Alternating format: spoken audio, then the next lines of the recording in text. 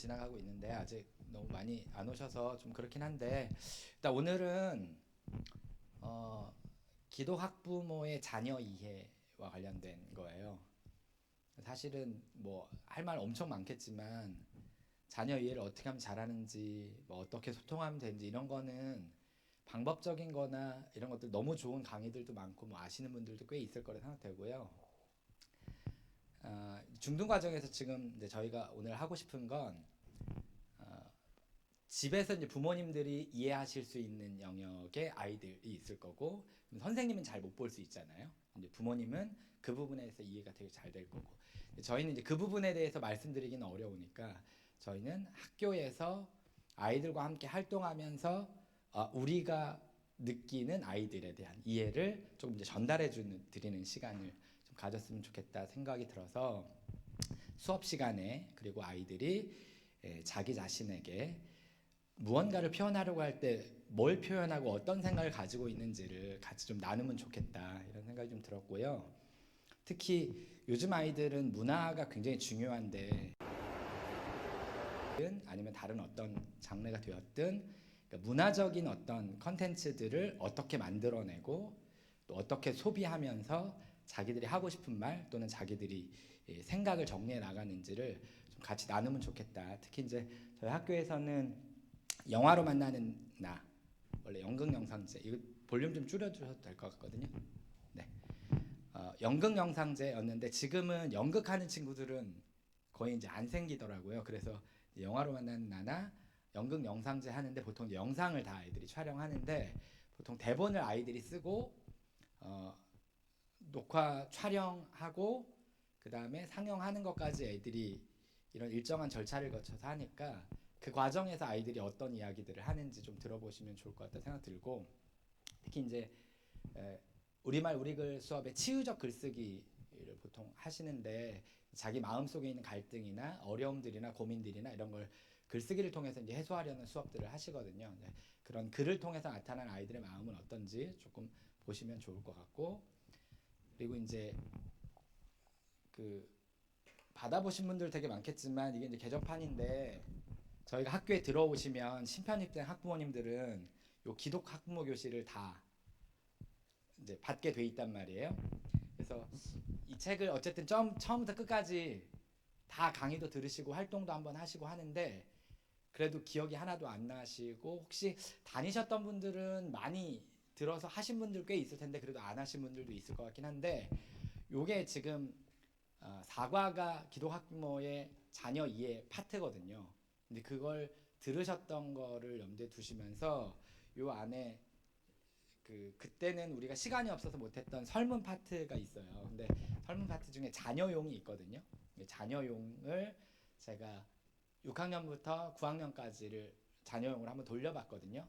이제 본인 자녀들의 생각을 좀 읽으면 좋을 텐데 지금은 이제 그렇게 하기 좀 어려우니까 제가 익명을 보장해서 솔직하게 이게 쓰라고 했기 때문에, 전체적인 우리 미랄들이, 그러니까 가정에서 부모님들에 대해서 어느 정도 소통이 되고 날 이해한다고 생각하는지를 조금 살펴볼 수 있는 자료는 될 것 같아서, 그래서 그 설문 결과하고, 그리고 제가 보니까 가장 솔직해질 수 있는 수업 시간이 있어요.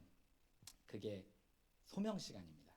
소명 시간에 제가 여러 가지 수업 내용이 있는데 그 중에서 감정과 관련된 거, 이게 5가지, 보통 이제 그 애니메이션 영화에서 나왔던 것처럼 5가지 활용해서 아이들이 막 활동하고 이런 거 하는데, 그 중에 기쁠 때하고 슬플 때 이 2개만 제가 한번 샘플로 가져와 봤어요. 그러니까 어떤 상황에서 아이들은 기쁘고 슬픈가, 여기서 우리는 교사로서 또는 부모로서 아이들을 이해할 때 놓친 게 있나, 이런 것들 좀 생각해 보시면 좋을 것 같고, 그리고 이제 마지막으로는 나에게 쓰는 편지가 있습니다. 나에게 쓰는 편지가 있는데 정말 너무 솔직하게 써가지고 그 분위기가 어떤지, 이 수업 분위기를 제가 한번 보고 싶은데, 정말 써놓은 결과물은 너무 솔직해서 공개하면 안 될 것 같아가지고 제가 이거는 생략하고 편집하고 최대한 누구인지 알아볼 수 없도록, 그래도 혹시 본인 자녀시면 우리 애인가 이렇게 의심이 드실 수도 있을 텐데, 어쨌든 프라이버시를 최대한 지켜서 아이들은 자기 스스로에게 뭐라고 말하고 싶은지를 조금 보시고, 우리는 그런 아이들을 내 아이다 생각하시고 한번 들어보시면 그 편지들 몇 개 한번 읽어보면 아이들을 내가 어떻게 대해야 되고 어떤 뭘 이해해야 되겠구나 조금 약간의 힌트라도 얻어가실 수 있지 않을까 하는 생각이 들어서 학교에서 나누는 아이들의 마음, 학교에서 나타나는 아이들의 마음을 같이 한번 나누면서 우리는 기독 학부모로서 세상의 학부모와 조금 다른 믿음의 부모님으로서 아이들과 이 이해 과정을 어떻게 해나가고 있는지를 좀 성찰하고 또 그것을 잘 해나갈 수 있는 방법을 좀 생각해보는 그런 시간이 되었으면 좋겠다 생각이 들고요. 한 40분 정도 됐으니까 이제 제가 잠깐 기도하고 교장 선생님 말씀 잠깐 인사 말씀 들으신 후에 우리 이윤주 선생님부터 우리말 우리 글 수업부터 한번 말씀 나누도록 하겠습니다. 잠깐 기도하고 시작할게요. 하나님 감사합니다. 우리에게 오늘 하루를 주시고 또 한 시간 시간들을 살아갈 수 있도록 인도하셨음을 감사드립니다. 자녀를 만나고 제자들을 만나고 가족을 만나고 또 동료들을 만나면서 오늘 하루를 하나님 잘 보낼 수 있도록 인도하셨는데 그 감사한 마음으로 우리가 또 이 자리에 함께 모였습니다. 우리에게 주신 아이들 천하보다 귀한 그 영혼을 만나고 그 아이들을 이해해서 진정 사랑할 수 있을 때까지 한 우리가 주님의 길을 걸어가고자 하는데 낯설고 또 무능력하고 또 때때는 게을러서 그 모든 것들을 제대로 이루어내지 못할 때가 많이 있는 줄 이 시간 고백합니다. 함께 모여 예수님의 마음을 우리가 함께 나누고 예수님의 마음을 우리가 함께 배우고 예수님의 마음으로 우리 아이들을 바라볼 수 있는 그런 귀한 시간, 이 시간들을 통하여 그 마음을 얻게 하여 주십시고 또 아이들을 잘 이해해서 하나님이 주신 그 귀한 영혼을 예수님처럼 잘 가르칠 수 있는 부모와 교사 될 수 있도록 주님 인도하여 주시기를 원합니다. 오늘 나누는 이야기들 가운데 하나님의 마음을 더하여 주셔서 하나님 우리 모두가 그 일들을 잘 감당할 수 있도록 지혜와 용기와 또 힘을 더하여 주시기를 원합니다. 이야기되는 모든 시간들 가운데에도 또한 함께 하시길 원하오며 감사드리며 예수님의 이름으로 기도했습니다. 아멘. 네, 교장 선생님 잠깐 나오셔서.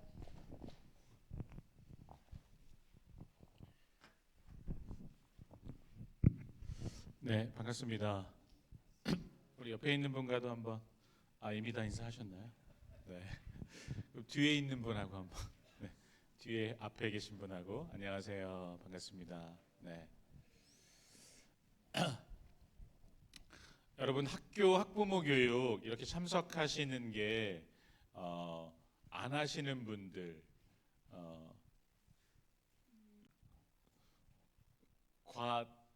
다른 행동을 하신 건데 여러분이 맞습니다. 네, 어떤 분이 강의하러 나와서 그런 얘기 하시더라고요. 저하고 여러분은 그 세대인지 잘 모르겠네요. 수학 정석 아닌가요? 맞아요? 비슷한 세대군요. 수학 정석하고 저하고 같은 점이 있습니다. 뭘까요? 문제가 많습니다. 이렇게 그렇게 얘기하고 또 하나 같은 점이 있습니다. 아무리 문제가 많아도 답이 있습니다. 뭐 이렇게 얘기를 하시더라고요. 제가 특히 이제 우리의 자녀들 이야기할 때 저는 솔직히 자녀들에게 하는 잔소리가 정말 그 자녀들한테 가능한가라는 생각이 들 때가 있어요. 저도 잔소리를 하니까 부모로서 그 시절로 돌아갔을 때 내가 진짜 그렇게 살았던가 생각해 보면 한번 이렇게 돌아보게 되는 것 같아요. 나는 정말 이 말을 할 자격이 있나 이런 생각을 이제 하게 됩니다.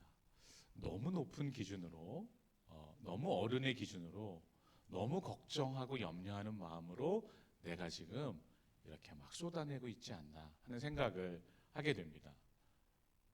그렇지만 잔소리하고 있는 저를 발견하게 되고 이게 인간의 실존 아닌가 싶습니다. 제가 오늘 여러분에게 하나 소개하고 싶은 한 단어 소개하고 들어가겠는데요. 저 그릇에 지금 금이 가 있는데 이제 깨진 그릇을 이렇게 복구하는 기술이 있답니다. 그게 1500년도에 일본에서 시작했는데 킨츠키라고, 키는 금이고 츠키는 수리하다 이런 뜻이라고 합니다. 깨진 그릇을 일단 깨진 면을 이렇게 잘 다듬고 오칠을 해서 붙인 다음에 접착제로 거기다가 금칠을 한답니다. 그럼 저렇게 되는데 저게 이제 깨진 그릇을 복구한 거죠. 그래서 금칠을 하고 새로운 그릇으로 만들고 가장 귀한 손님에게 대접을 한답니다.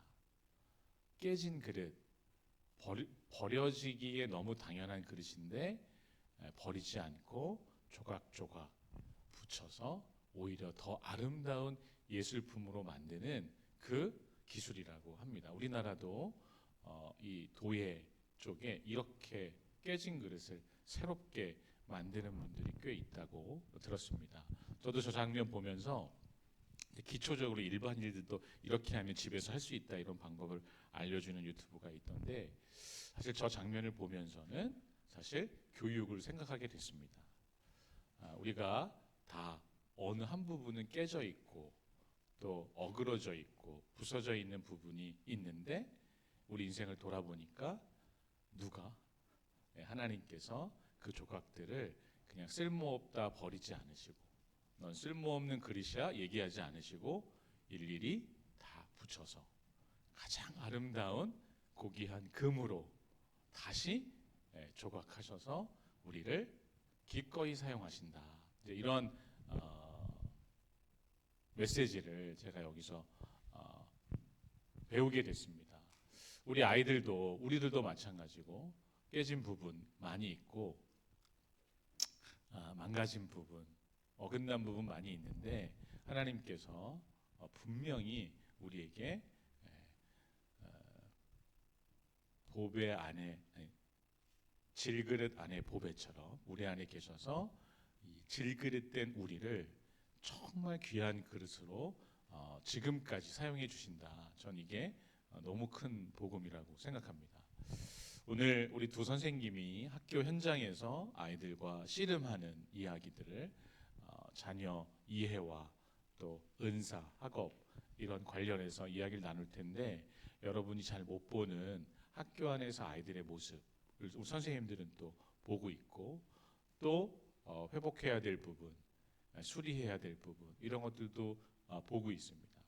저희들이 그랬던 것처럼 우리 아이들도 그 수리해야 될 부분을 모자라다고 부족하다고 그냥 남겨두는 게 아니라 적극적으로 달려들어서 우리가 같이 한번 해보자, 이런 우리 선생님들이 계시고 또 부모님이 계시기에 지금 이 자리가 저는 의미 있다고 생각합니다. 그래서 오늘 두 분이 정말 병철 선생님이나 윤주 선생님은 뭐 사실 제가 볼 때는 이렇게 떨지는 않으시는 것 같아요. 제가 평상시에 보는 두 분 선생님은 저렇게 담대하실 수 있을까 하는 마음이 들 만큼 어디서도 담대하게 하시기 때문에 뭐 별로 걱정은 안 하는데, 그래도 이렇게 앞에 선대하는 게 또 쉬운 건 아니잖아요. 그래서 우리 두 분 위해서 뜨거운 박수와 환호로 맞아주시면 좋겠습니다. 자, 그럼 이윤주 선생님 나오시겠습니다.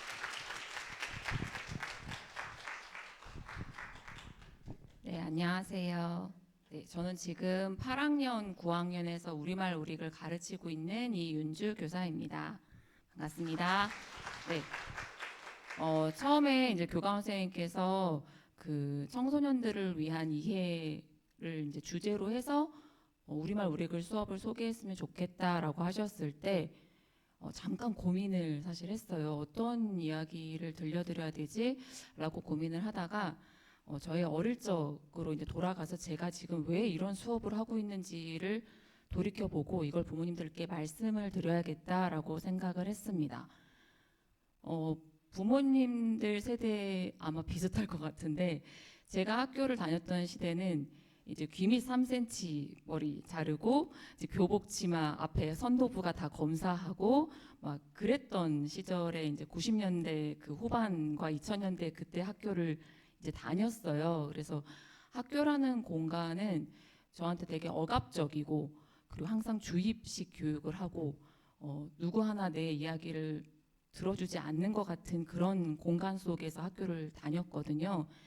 그래서 저는 사실 항상 늘 선생님이 꿈이었는데 학교가 너무 싫어서 학교가 너무 싫은데 선생님은 하고 싶다는 이 괴리감 속에서 제가 살았어요. 그래서 살면서 저의 그 10대 시절은 이 자격지심과 열등감으로 사실은 똘똘 뭉쳐 있었어요. 어느 정도였냐면 남학생들하고 눈이 마주치면 아 제가 날 이렇게 못생긴 나를 쳐다봤으니 얼마나 기분이 나쁠까 이런 생각을 할 정도로 네 그게 그렇게 심했었거든요. 그래서 그 10대 학교 생활이 사실은 행복하지가 않았어요. 근데 학교 선생님이 너무 하고 싶은 거예요. 그래서 왜냐하면 나 같은 아이를 만나고 싶다는 마음이 계속 제 안에 사실은 있었던 거죠. 근데 그 자격지심과 열등감을 사실은 풀어내지 못하고 성인이 됐는데 이제 학교를 가서 국문학과에 가서 문학치료론이라는 수업을 제가 이제 듣게 되었습니다. 문학치료론이라는 수업을 들으면서 그 우리나라의 고전 문학 작품을 배우면서 우리나라 고전 작품은 사람들의 질투와 시기와 이런 것들을 굉장히 나쁜 쪽으로만 해석하고 그 질투하는 사람이 결국엔 벌받고 이런 교훈을 주는 것으로 돼 있는데 너희들의 질투를 한번 돌아보아라. 너희들 마음속에 있는 그 열등감을 한번 돌아보고 내가 왜 그런 질투와 열등감을 가지고 있지를 한번 영상으로 만들어 보라고 이제 하신 거예요. 그래서 제가 그때 처음으로 제 속을 들여다본 거예요. 난 왜 이렇게 열등감에 사로잡혀 있지? 내가 왜 그렇게 살았지? 생각해 보니까 아주 사실은 사소한 것에서부터 시작했던 거예요. 내 여동생에 대한 질투. 항상 예쁘고 반에서 반장을 했고 얼굴은 나랑 다르게 되게 하얗고 귀엽게 생긴 내 여동생에 대한 질투가 시작이었던 거예요. 그러면서 나 자신을 계속 깎아내리고 나는 못난 사람이야라는 그 생각이 항상 사로잡혀 있었던 거예요. 그래서 그때 처음으로 제가 직면을 한 거예요. 그래서 그거를 다 글로 내가 어릴 때부터 어떤 생각을 갖고 있었고 동생에 대해 사실은 어떤 생각을 갖고 있었고 그런데 마지막은 해결책을 찾아야 돼요. 그래서 아 그래도 내가 동생보다 나은 게 뭐가 있지? 생각하면서 내가 동생보다 잘하는 거. 아 난 키가 커. 아 내가 얘보다 달리기가 빨라. 아 내가 얘보다 공부를 잘하는데 이러면서 이제 이런 걸 하나하나씩 적어 가보기 시작했어요. 그러면서 이제 그때 제 마음에 들었던 생각이 아이들을 나중에 학교에서 만나면 나처럼 이렇게 마음속에 슬픔이나 아픔이 있는 친구들에게 글로 혹은 영상으로 혹은 연극으로 자꾸 표현하게 만들어야겠다. 그러니까 자꾸 왜 우리 여자들이 이렇게 만나면 괜히 막 수다를 막 떨잖아요. 근데 수다를 떨고 나면 사실 뭐가 이렇게 해결책은 없는 것 같은데 뭔가 마음이 후련할 때가 있잖아요. 그러니까 그런 것처럼 자꾸 내가 가지고 있는 어떤 상처나 아픔을 자꾸 이렇게 표현하게 만들어 보고 싶다라는 생각에서 사실은 시작이 되었어요. 네. 그러면서 이제 제가 처음에 이제 대안학교 교사가 되면서 이 치유적 글쓰기라는 거를 이제 시작을 하게 되었거든요.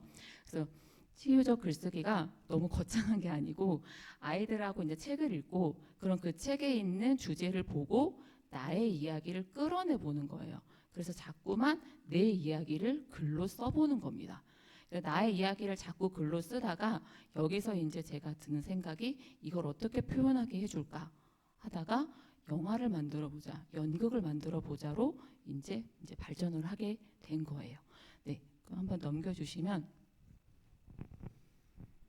네, 이건 이제 아이들하고 실제로 수업을 하는 건데 이거 말고도 사실은 훨씬 더 많이 있는데 제가 생각나는 것들을 적었습니다.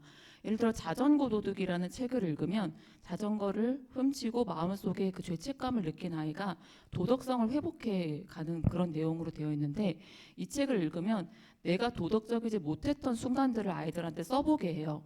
그럼 대체로 우리 아이들은 제일 심한 게 이제 엄마 지갑 훼손된 거, 네, 이런 거, 아니면 뭐 무단횡단한 거, 뭐 길 가다가 쓰레기 그냥 버린 거, 네, 이런 것들을 이제 막 허심탄회하게 고백을 이제 해줍니다. 그리고 그 부모로부터 난 한 가지라 그래서 형제에 관한 이야기, 이건 부모님에 관한 이야기도 사실은 쓰거든요. 형제나 부모님에 관한 에피소드들을 한번 써보고요. 그리고 18 너의 존재감, 이거는 뒤에 가서 한 번 더 설명할 건데 18 너의 존재감이라는 책을 읽고 그 불안해하는 주인공의 마음을 이해해주고 위로해주는 상담의 글을 한번 써봐요. 그리고 나도 너처럼 그렇게 두렵고 불안했던 적이 있었어. 언제 그랬어? 그걸 이제 써보는 시간이 네, 있습니다. 네. 그리고 난독의 시대라는 거는 나 어떤 그 난독증을 앓고 있는 아이가 한 선생님을 만나서 가르침을 받고 이 아이가 사실은 난독증이 있었고 그래서 그것이 어떻게 치유되어야 하는지를 이제 배워가는 그런 책인데 이걸 읽어보면서 나한테 이 선생님처럼 영향력을 주었던 사람이 누가 있는지 나의 멘토를 써보게 하는데요. 되게 감사하게도 학교 선생님들도 많이 나오고요. 우리 부모님들도 많이 나와요. 나의 인생의 멘토로. 네. 그리고 죽음을 생각하는 청소년들은 이제 좀 확장된 건데 사실 미랄도레 학교에서 너 혹시 죽음을 생각해봤니?라고 하면 거의 없었던 것 같아요. 근데 이제 사실은 우리 학교는 그렇지만 우리 학교 바깥만 나가도 OECD 국가에서 청소년 자살률이 우리나라가 계속 지금 몇 년째 1위를 하고 있거든요. 청소년들이 병에 걸리거나 사고에 때문에 죽는 게 아니고 자살을 해서 죽는 게 1위거든요. 그럼 그 친구들은 왜 그렇게 죽고 싶어 할까? 그렇게 죽고 싶어 하는 친구들한테 무슨 말을 해줄 수 있을까? 네, 그런 이야기들을 이제 써봅니다. 그리고 마법 재킷이라는 책을 읽고 이 나라는 존재가 사실은 다중인격이라기보다는 되게 여러 가지의 모습을 가지고 있다. 학교에서의 모습과 가정에서의 모습과 친구하고의 모습과 나 혼자 있을 때 모습이 다 다를 수 있다. 근데 그 여러 가지의 모습에 혼란스러워하지 않아도 된다.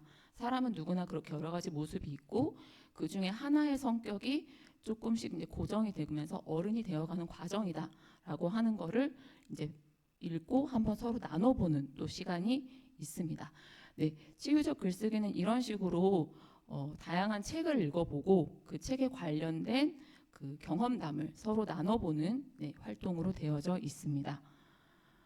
지금 8학년 친구들이 이제 몽골을 가잖아요. 그래서 몽골에 가기 전에 이 열흘간의 낯선 바람이라는 책을 지금 다 같이 읽었어요.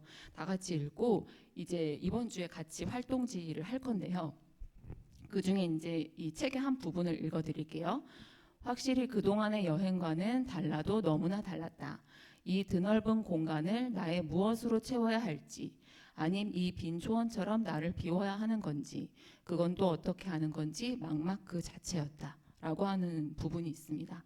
이 부분을 읽고 아이들에게 질문을 던졌어요. 현재 내가 비우고 싶은 거에 뭐가 있어? 현재 내가 채우고 싶은 것에는 뭐가 있어? 라고 질문했어요. 부모님들 혹시 우리 아이들이 뭐라고 말을 했을 것 같나요?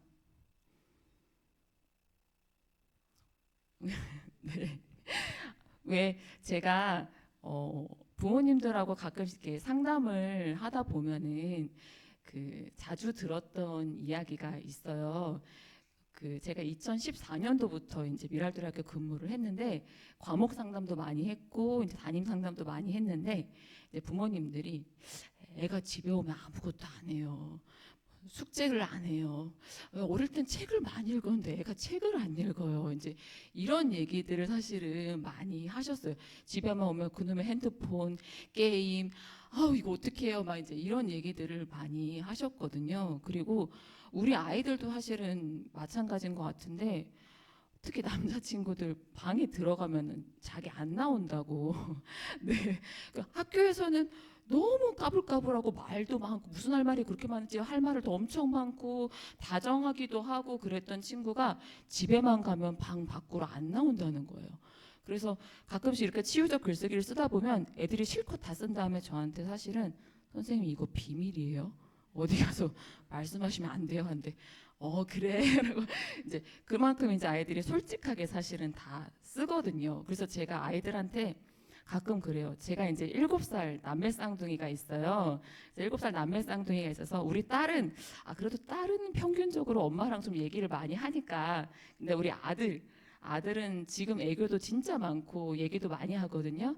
근데 제가 지금 15살, 16살 남자애들 가르치면서 10년 후에 내가 상처받지 말아야지.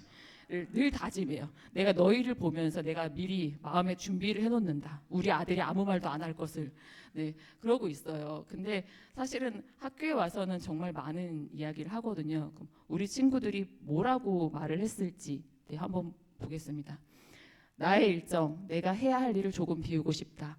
내가 하루에 해야 할 일들이 너무 많아서 힘들다. 자유 시간이 필요할 것 같아서 비우고 싶다. 그 빈 일정에 혼자만의 시간을 넣고 싶다. 아무것도 하지 않고 폰이나 했으면 좋겠다. 네. 네가 뭐 그렇게 할 일이 많다고라고 이제 생각하실 수 있지만 이렇게 썼습니다. 그럼 그 다음 아이는 뭐라고 썼을까요? 내가 비우고 싶은 건 걱정과 내 할 일이다. 나는 뭐만 하면 걱정을 해서 무언가를 시작하기 어렵다. 요즘 할 일이 너무 많아서 스트레스와 걱정해서였다. 내가 채우고 싶은 건 효율적인 일처리다. 요즘 할 일이 많은데 시간을 효율적으로 쓰지 않아서 힘들다.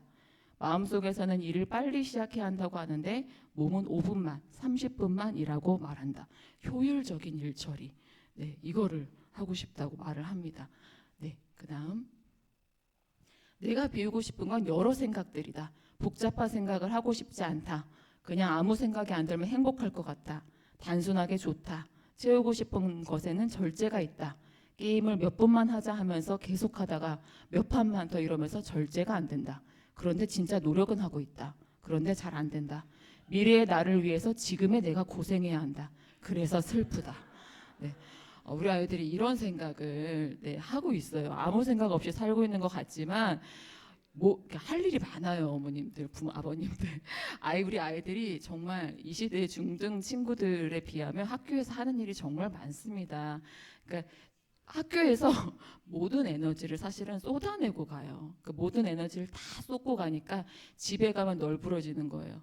근데 이제 부모님들 보시기엔 널브러져 있는 게 또 보기가 안 좋죠.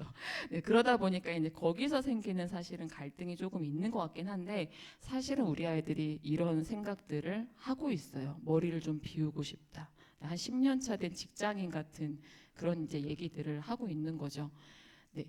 그다음 18 너의 존재감이라고 아까 그 책을 읽고 이제 활동을 해보는 게 있는데 이것도 책의 한 부분이에요. 쿨쌤이라는 선생님이 아이들한테 자기 마음 알아보기라는 활동을 계속 하는데 마음을 알면 뭐가 좋아요? 힘이 생겨. 내 마음을 모르면 눈이 자꾸 밖으로 가거든. 다른 사람, 다른 조건, 다른 환경 이런 것 때문에 흔들리고 힘들고 괴로워. 그런데 내 마음을 알면 중심이 잡히면서 흔들리지 않아.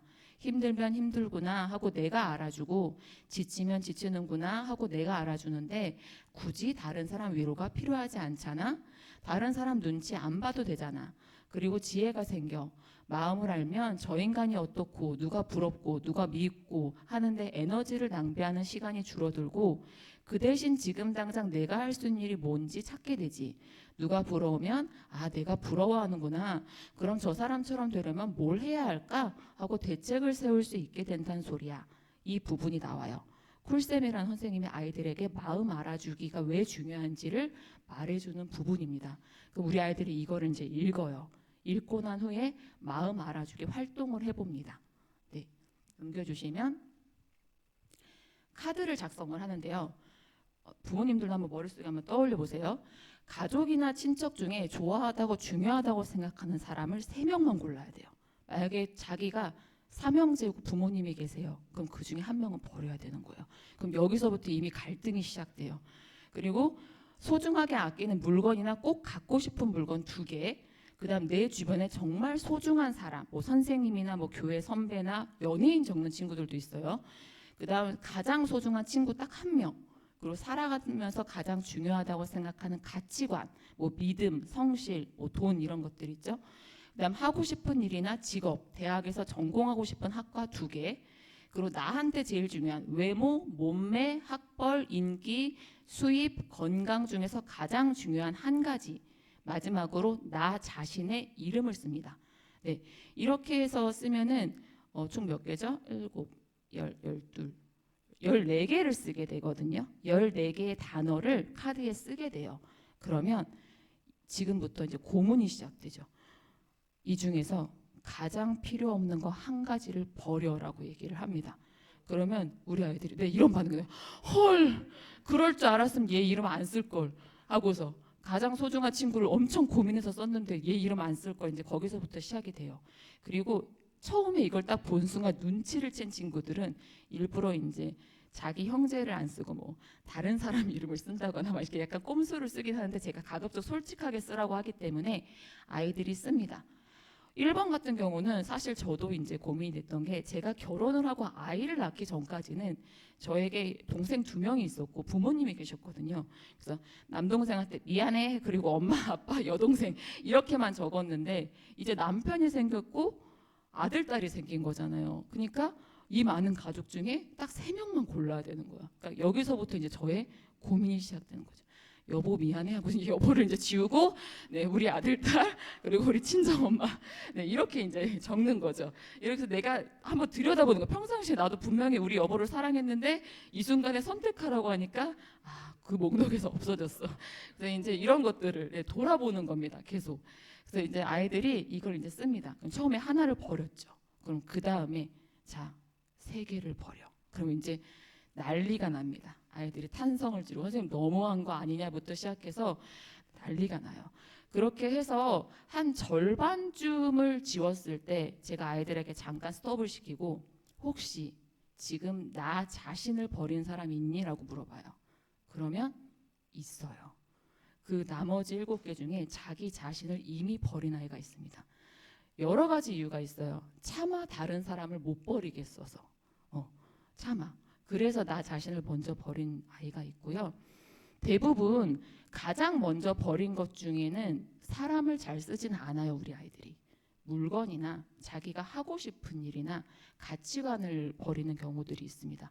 네, 그러니까 대부분은 사람이 아닌 것들을 버려요.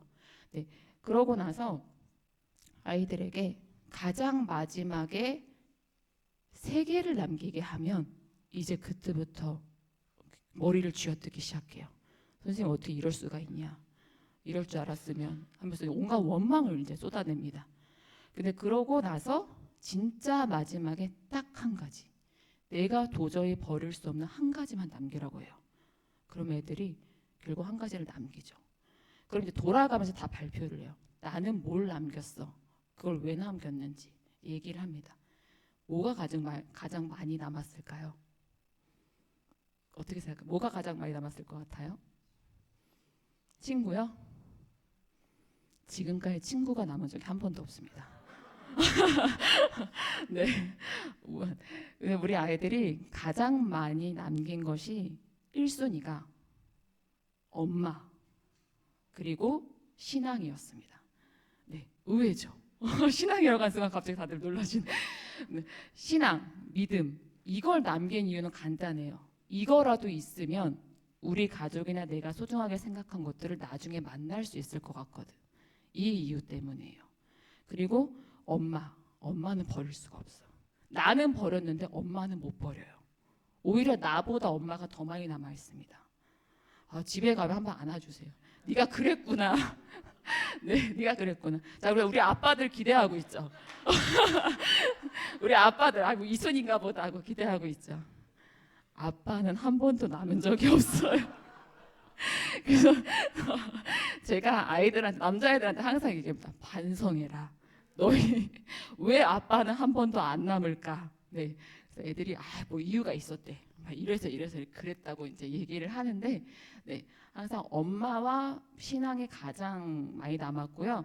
그 다음이 나 자신이 남았습니다. 아무리 그래도 일단은 내가 있어야 될 것 같다라는 생각 때문에 이제 그렇게 선택을 했어요. 아주 간혹 가다가 자기 형제가 남은 경우가 있었어요. 딱 2명 케이스 봤습니다. 8년 동안. 근데 한 친구는 자기 오빠를 남겼고요. 한 친구는 자매였어요. 우리 학교를 다니고 있는 자매였는데 이 언니가 먼저 했는데 언니가 마지막에 여동생을 남겼어요. 이 여동생은 내가 끝까지 지켜줘야 될 것 같대요. 근데 이 사실을 모른 채 여동생 반에 들어가서 했는데 여동생이 언니를 남겼어요. 대단하죠. 네. 그래서 제가 이제 아이들한테 형제 자매 사이 안 좋은 그 아이들 있잖아요. 이 얘기를 막 해줍니다. 이런 집도 있다. 이런 집도 있다 하면서 이제 얘기를 해줍니다. 네, 여기 집은 정말 우애가 돈독했던 거죠. 정말 딱 2번 봤는데 사람이 아닌 게 남은 적이 있습니다. 사람과 가치관이 아닌 게 남은 적이 있어요. 그래서 그런 경우는 얘는 뭘까라는 이제 제가 혼자 생각을 해본 적이 있는데 어쨌든 아이들이 이렇게 하면서 자기 마음을 계속 이제 돌아보는 거예요. 내가 사실은 이랬구나라는 걸 돌아봅니다. 네, 넘겨주시면.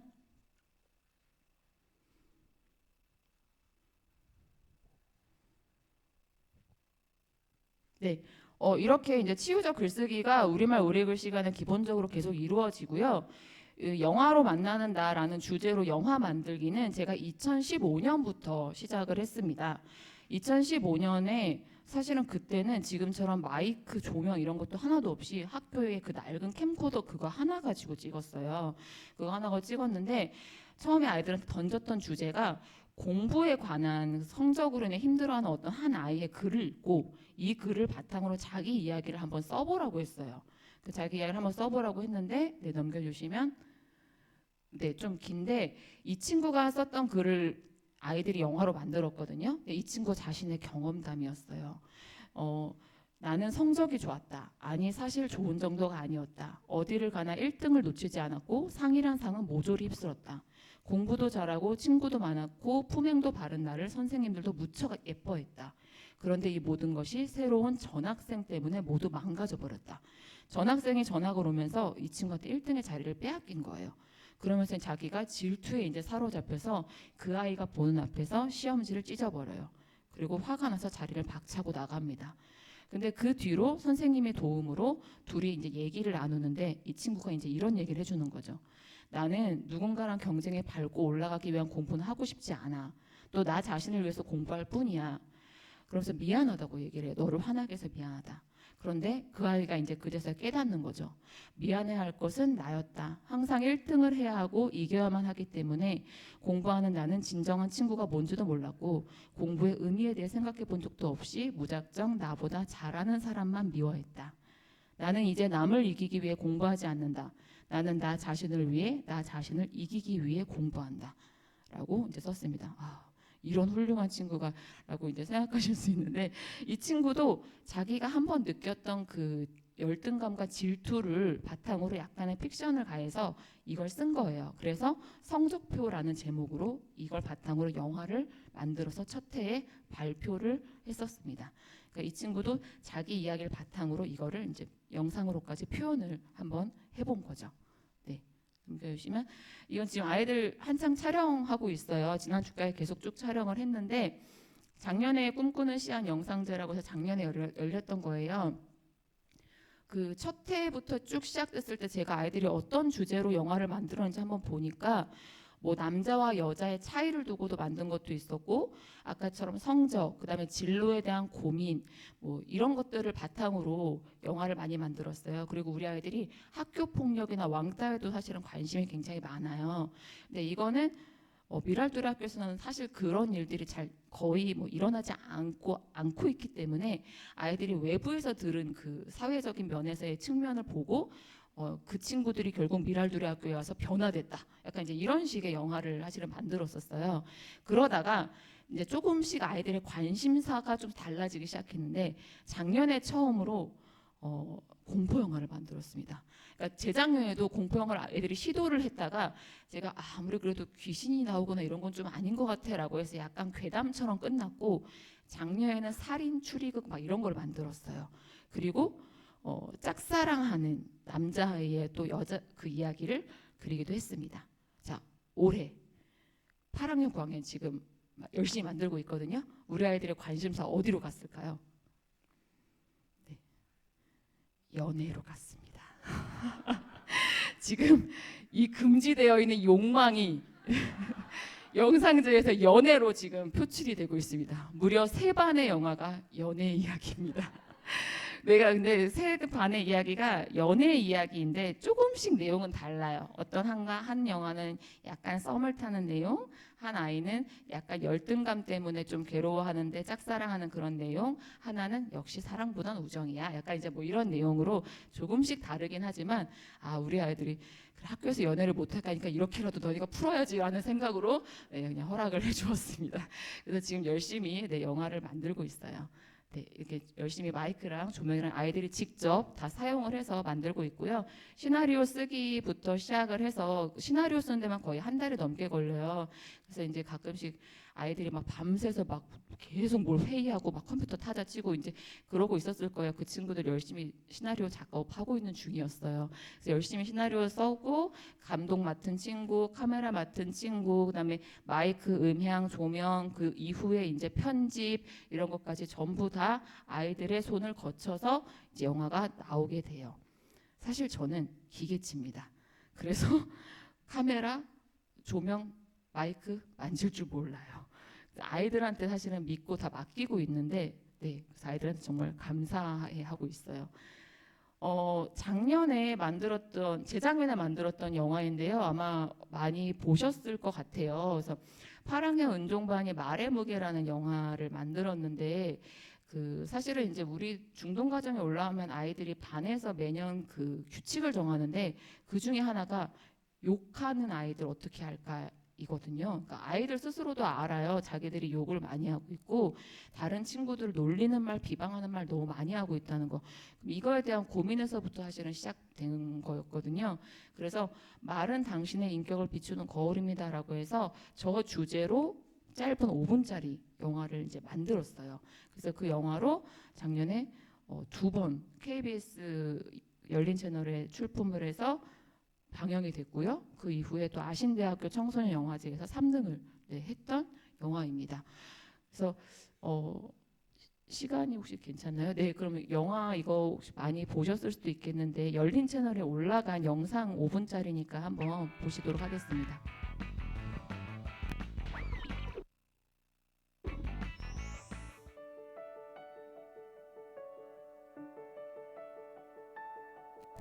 불을 혹시 꺼주실 수 있을까요? 안녕하세요. 저는 말의 무게의 감독을 맡은 황은찬입니다.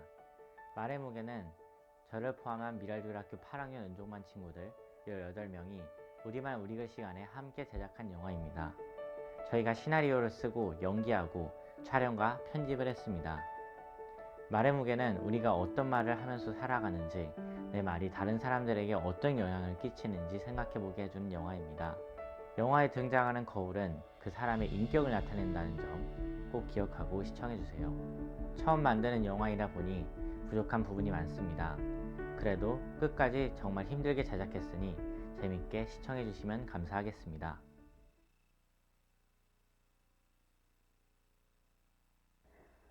말은 당신의 인격을 비추는 거울입니다.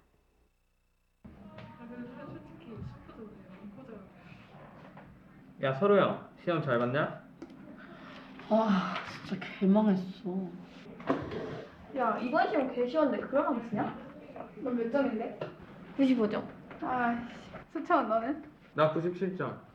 아, 나만 못 봤냐? 넌 일단 대가리부터 우리랑 달라. 이 친구 여기 있네. 둘이 같이 걸어가면 되겠다. 야, 넌 얘랑은 다르지. 얜 그냥 빡대가리잖아. 그들의 거울에 새겨진 말은 어떨까요?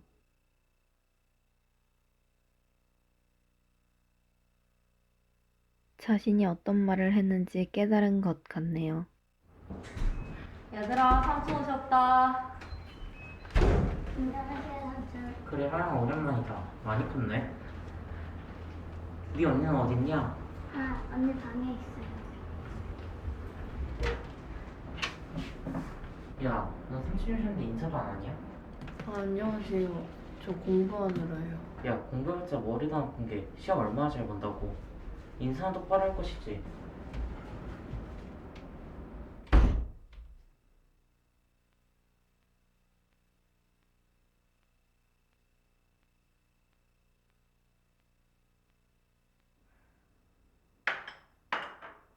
얘들아, 밥 먹어라. 네.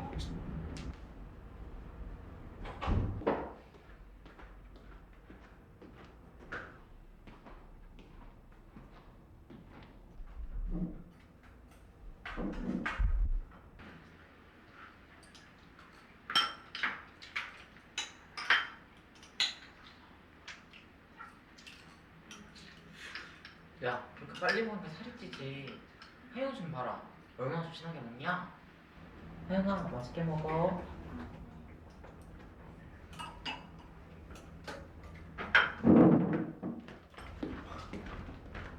삼촌의 거울에 새겨진 말은 어떨까요?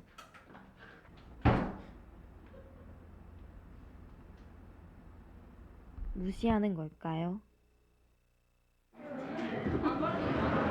자리 앉아.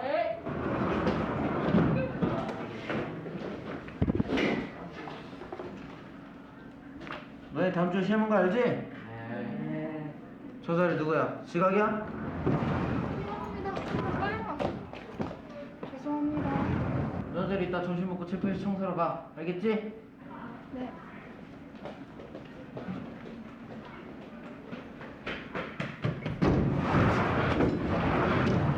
아주 그냥 가지가지 한다. 너도 같이 체크해서 청소하러 가. 뭐야? 안 앉아?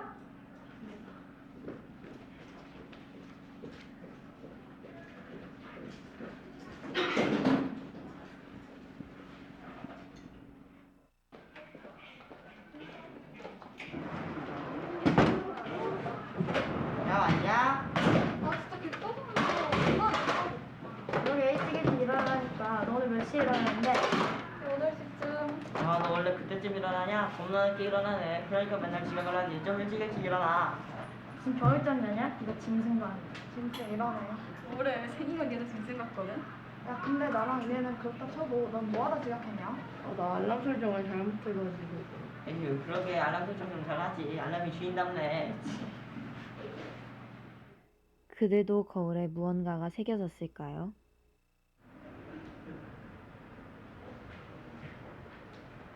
거울이 뭘 의미하는지 모르는 듯한 반응이네요. 여기 봤냐? 여기 봤어. 야 진짜. 어? 그게 재밌냐? 아 진짜 대신 떨어져서 못 들어주는 거. 뭐? 맞잖아. 그냥 대신 떨어지는 거. 야, 뭐야 그때쯤이야. 말을 왜 그렇게 싸가지게 말이 인격을 비춘다는데 짓거리기 전에 생각 좀 해라. 뭐? 맨날 하는 말이라고 디스에 사는 가리는 말밖에 안 하고 할 줄 아는 게 뒷담밖에 없냐? 내가 네 주둥아리에서 좋은 말이 나오는 꼴을 못 봤어.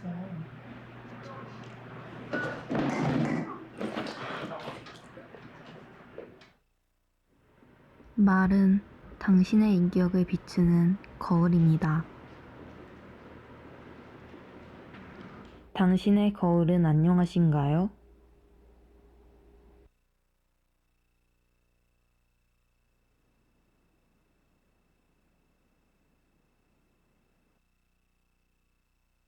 네, 잘 만들었죠.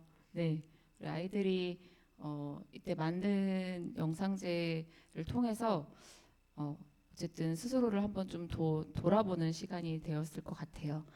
네, 넘겨주시면 네, 결국 이제 우리말 우리글 시간에 하고 있는 것들은 결국 자신의 생각과 마음을 또 자기의 경험담을 계속해서 글로 써보고 또 이를 영상으로 또 제작해 보면서 다양한 방법으로 끊임없이 나 자신을 표현해 보는 것입니다.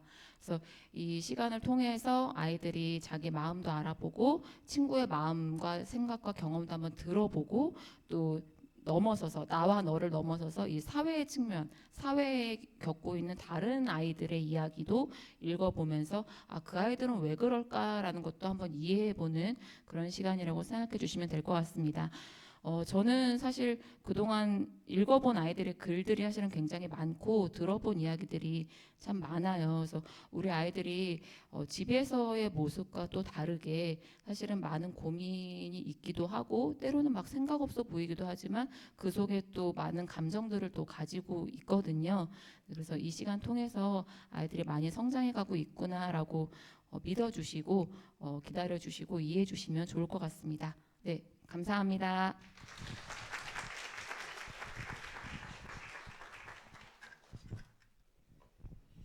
네, 저도 10학년 남학생 아들이 있고 아빠인데 버려졌을 가능성이 작년에 아마 지나왔을 테니까 네. 그 뒤에 이제 또 다른 이야기들이 조금 나올 텐데 저는 어머님들의 책임이 그래서 매우 크다 생각하고요. 아버님들의 반성도 매우 크다 생각합니다. 아버지들이 버려지는 이유는 저는 명확하다고 생각하는데 결국은 시간이에요. 함께한 시간이 누구하고 더 많으냐가 결국은 관건이 되는데 어머님들이 조심하실 건 끝까지 살아남는 가장 중요한 존재인데 그래서 가장 날카로운 칼이 될 수도 있습니다. 그래서 아이들이 마음 가운데 얻는 상처가 아빠가 한 말은 분노가 일어날 수 있어요. 엄마가 한 말은 상처로 남습니다. 그래서 더더욱 조심해야 될 것 같고요. 그렇다고 아버님들은 막 말씀하시면 안 되죠. 조금 잘 말씀하셔서 살아남을 수 있는 아버님들이 많았으면 좋겠습니다. 넘겨주세요. 일단 기독 학부모의 자녀 이해는 조금 달랐으면 좋겠다가 기본 생각이고요. 어쨌든 세상의 빛과 소금의 역할을 담당한다는 게 가정, 또 부모, 또 우리 학교 공동체 모든 면에서 모범을 보일 수 있으면 뭔가 새로운 대안을 제시할 수 있으면 좋겠다 생각이 드는 건데요. 온전히 자녀를 이해하기 위해서 저는 제가 청소년 시절에 읽었던 그리고 지금도 너무 좋아하는 소설 어린 왕자가 있거든요. 여우가 친구가 되는 과정이 있잖아요. 이게 잠깐 와서 얘기해보자. 안 되는 거 다 아시잖아요. 같이 얘기 안 됩니다. 기다림의 시간과 오랜 시간 서로에 대한 관심과 이런 것들이 필요한 거거든요. 이해한다는 거는 생각보다 쉽지 않아요. 다 알고 있다고 생각할 때 전혀 이해 못하는 상황이 생길 수도 있고요. 그래서 우리 아이들을 이해한다는 게 생각보다 어려울 수 있다. 그래서 기본 전제를 이거 심편입 학부모 교육 때는 다 보셨을 텐데 넘겨주세요. 여기서부터 출발하는 겁니다. 내 자녀를 노엽게 하지 말라. 만약에 집에 갔는데 아이가 분노한다, 화를 낸다, 그러면 저 자식이 왜 저래가 아니라 우리 스스로를 좀 돌아보셔야 돼요. 나는 나의 자녀를 노엽게 하고 있구나. 성경에서 그렇게 하지 말라고 한 건데 여기만 있는 게 아니잖아요. 에베소서에만 있는 게 아니고 넘겨주세요. 네, 골로새서에도 있습니다. 너희 자녀를 노엽게 하지 말지니. 그래서 아이들을 분노하지 않게, 결국 그건 저는 사랑하는 마음으로 아이들의 이야기를 들어주는 거라고 생각하는데 그 관계가 계속되면 이해할 수 있는 존재가 되는 거겠죠. 넘겨주세요. 이게 어디서 조사한 건지 모르겠지만 우리 책에 있는 거니까 아마 여러 부모님들에게 설문조사를 하셨을 거예요. 가장 관심 있어 하는 게 공부다 그 얘기잖아요. 그러니까 부모님들이 아이에게 가장 궁금한 건 공부를 얘가 지금 어떻게 하고 있느냐가 제일 궁금한 건데 거꾸로 돌려 생각해 보면 저기 1.7%, 0.4%, 6.4%밖에 안 나온 저것들이 사실은 아이들이 말하고 싶은 것일 수 있을 거예요. 근데 물어봐 주지 않아요. 관심도 없는 거죠. 이러면 서로가 이해가 되지 않고 자녀가 분노하게 되는 상황이 생길 수 있다. 제가 주실래요? 넘겨주세요. 이건 제낄게요. 뭐 설명은 듣는 마음이 되게 중요한데 넘겨주세요. 네, 제가 이 책에서 이제 학부모 교육을 진행할 때 자녀 이해 파트에서 제일 마지막에 나오는 이제 요 설문이 하나 있어요. 이게 자녀용으로 되어 있거든요. 질문이 10개가 있는데 이 앞에는 부모용이 있습니다. 비슷한 질문인데 1, 2, 3, 4, 5, 6, 7, 8. 그러니까 부모님이 생각할 때 나는 자녀에게 어떻게 하고 있는지를 일단 조사를 해보고 뒤에 자녀한테 같은 질문을 어떻게 느끼는지를 써보게 하는 거예요. 굉장히 잔인한 설문이라고 생각했습니다. 근데 제가 각자 가정에서 아마 다 해보시기 어려울 것 같아서 제가 6학년부터 9학년까지 우리 학교에 있는 중등 과정의 미랄들한테 이 10가지 질문을 다 돌려봤습니다. 익명으로. 이름을 밝히지 않아도 되니까 솔직하게 써봐라. 약간 두렵더라고요. 저도. 1번 질문이 나는 부모님의 사랑을 통해 하나님의 사랑을 배웠다요. 와, 이걸 내 자녀한테 물어본다고 생각하면 정말 너무, 그것도 더 잔인하게 아빠 엄마 이렇게 해놨어. 아빠 엄마 이렇게 해놔가지고 너무 대비가 딱 되게 해놨잖아요. 이거 집에서 해보시면 깜짝 놀랐을 수도 있을 건데. 그래서 체크를 어떻게 하라고 하는 거냐면요, 동그라미는 잘하고 계십니다. 잘하고 계십니다. 세모는 노력하고 계십니다. 굉장히 순화해서. 그리고 당구장 표시하면 저는 아직 잘 모르겠습니다. 느끼지 못했습니다. 요거죠. 그래서 저 당구장 표시가 중요한 겁니다. 2번이 부모님은 나에게 매일 사랑한다고 이야기한. 이게 전 못합니다. 제가 이거 엄청 못하거든요. 천상 대한민국 남자. 마음이면 됐지. 뭘 이걸. 우리 부인님 엄청 잘하시거든요. 우리 부인님은 뭐 사랑한다 뭐 이게 뭐 달렸으니까 안 봐도 비디오예요. 아빠 X, 엄마 동그라미 이렇게 돼 있을 것 같은데 3번이 30분 이상 대화한다. 이것도 제가 보니까 가정마다 여기서부터 이제 막 갈리기 시작할 거예요. 되게 잘 되는 가정도 있고 아예 들어가면 안 나오는 애들이 있으니까 안 되는 애도 있고 4번이 내 이야기를 잘 들어주신다. 그리고 5번이 내가 좋아하는 문화. 사실 저는 이 문화가 굉장히 중요하다고 생각하는데 지금 영상제도 마찬가지고 이제 문학도 마찬가지잖아요. 아이들이 소비하는 문화 그리고 아이들이 생산하는 문화가 부모님들이나 선생님들하고 많이 달라졌습니다. 그죠? 저 가요톱 10 저 가요톱 10 그때 청소년 시절에 음악을 좋아했으니까 엄청 들었거든요. 와, 요새는 못 보겠어요. 재미가 없어요. 나오는 애들 잘 모르고 그냥 멜론에서 듣는 건 그래도 저는 애들하고 차를 타고 계속 이동을 같이 하고 제가 이제 집이 보령이기 때문에 주말 되면 애들하고 같이 2시간 반 동안 이동을 한단 말이에요. 그럴 때 이제 애들이 이걸 틀죠. 그러면 무슨 음악을 좋아하는지 저는 감히 말하건대 아주 잘 아는 축에 속할 거라고 저는 생각하거든요. 그리고 이제 9학년 수업을 할 때 소명 수업할 때 요 과정이 있어요. 자기가 가장 좋아하는 내 인생의 음악, 노래 3개씩을 골라줘라. 그러면 애들이 이제 적으면 제가 이제 그 적은 거를 다 목록을 리스트업 해가지고 반 애들한테 뿌려줍니다. 니네 반 애들이 좋아하는 음악 50곡. 진짜 하늘과 땅 차이예요. 제가 가장 쇼킹했던 건 몽골 락 음악 들어보셨나요? 충격 그 자체.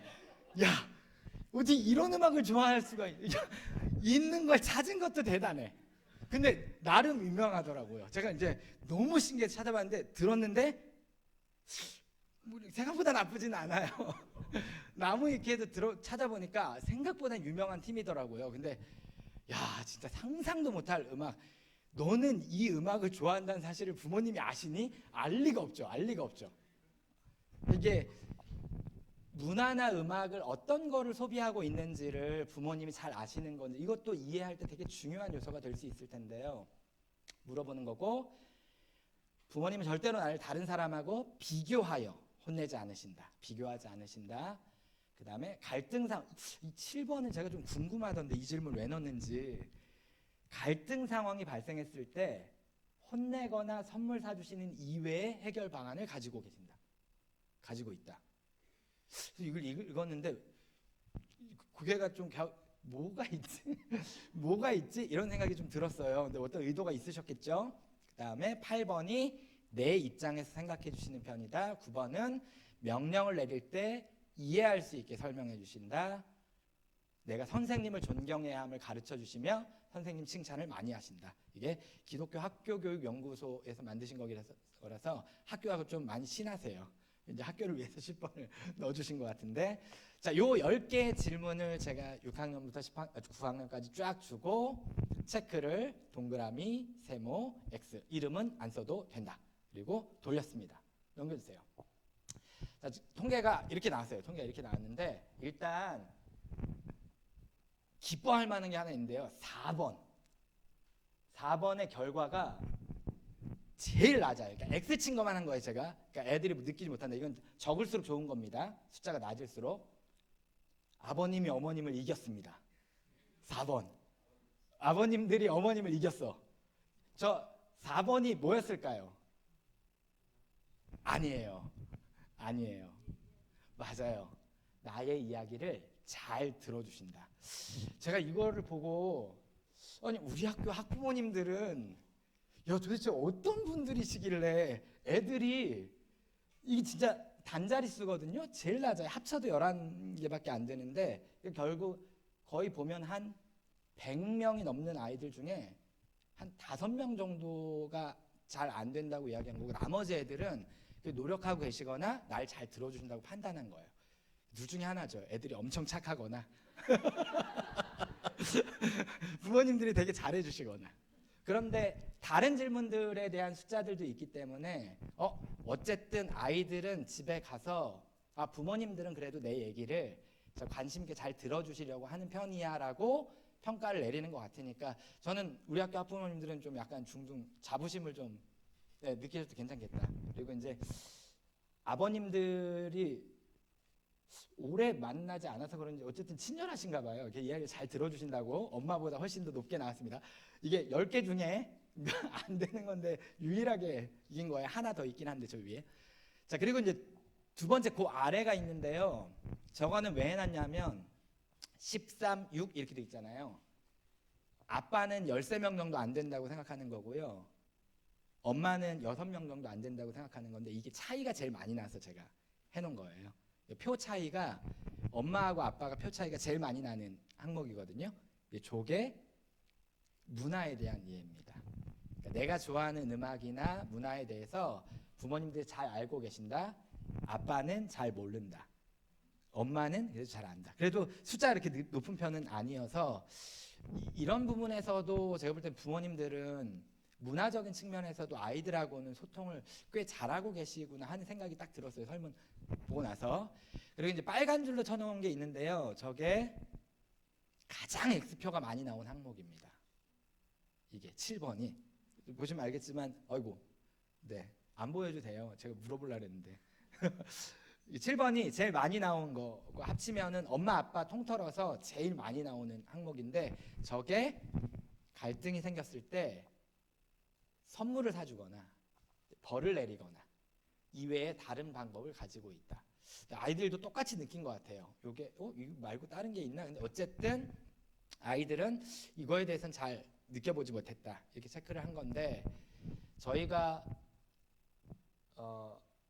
연초에 계속해서 회복적 학교, 회복적 생활교육에 대한 이야기를 굉장히 많이 했잖아요. 저는 7번이 그 질문하고 되게 닮아 있다고 생각하는데 상벌 말고 갈등과 문제를 해결하는 게 과연 우리 문화 안에 존재하나에 대한 이 물음표가 찍힌 겁니다. 그러니까 읽는 저도 마찬가지고 집에서의 부모님들도 마찬가지고 그 부모님들을 대하는 아이들도 마찬가지고 상을 주고 벌 주는 거 말고 다르게 해결하는 방법이 있나를 잘 모르는 거죠. 이게 지금 우리가 처해 있는 문화적인 현실이라고 생각이 들었고요. 결국 회복적 어떤 교육, 회복적인 생활을 위해서 지도를 위해서 노력하려면 이 부분에 대한 대단한 상상력이 필요하다. 경험해보지 못했고 잘 생각나지 않는 부분이기 때문에 그런 현주소를 보여주는 게 아닐까 하는 생각을 잠깐 해보긴 했습니다. 근데 어쨌든 제가 이렇게 통계를 쭉 내보면서 전반적으로 중등가정 부모님들은 꽤 잘 하시는 편인 것 같다. 보시면 알겠지만 거의 108명 중에서 거의 10% 안팎을 올라가지 못하거든요. 대부분. 그러니까 10명 중에 9명 정도는 그래도 꽤 잘하고 있는 분인 것 같아서 자부심 좀 느끼셔도 좋을 것 같다 생각은 좀 들었어요. 넘겨주세요. 아이들에게 이제 감정에 대한 여러 가지 이 표현을 이제 하게 만드는데 이게 저도 우리 아이들 키우면서 이제 그런 생각이 드는데 그 기독교적인 문화에서 저도 그랬지만 이렇게 자랄 때 자기 마음을 솔직하게 표현하거나 이런 것들이 굉장히 낯설게 느껴지는 경우가 꽤 있어요. 근데 이게 이제 아무런 문제 없이 그냥 잘 지나가면 좋은데 이게 계속 누적돼 쌓여가지고 마음이 힘들어지거나 어려워하는 아이들이 꽤 있거든요. 그러니까 자기의 감정을 솔직하게 드러내고 그 감정을 어떻게 조정하면 좋을지 이런 것들을 연습해보는 건 전 대단히 중요하다고 생각하는데 기쁠 때가 언제니? 이렇게 물어보면 쭉 나오거든요. 그럼 보시면 알겠지만 좋아하는 거를 하는 거예요. 보통 기쁠 때는 여행하고 가족하고 있고 덕질하고 시험 잘 보고 칭찬받고 핸드폰하고 뭐 수다 떨고 고양이 안아주고 뭐 이런 거 있잖아요. 근데 뭐 잠들다가 꿈인 걸 인지할 때 이게 무슨 뜻인지는 잘 모르겠는데 뭔가 어떤 느낌 무슨 느낌인지는 대충 알 것 같으면서도 그렇더라고요. 자전거 타다가 내리막길 만났을 때 이게 엄청 신날 것 같은 느낌이 들어요. 기쁠 때는 좋아하는 걸 할 때라서 이거는 그냥 다 수긍이 같습니다. 넘겨주세요. 두 번째는 슬플 때인데 보시면 외로울 때, 핸드폰 못 할 때, 그리고 의외로 아이들에게 굉장히 많은 게 억울할 때예요. 이게 대단히 많습니다. 슬픔이 이게 외롭고 뭐 이게 오는 게 아니라 억울함에서 오는 경우가 되게 많고요.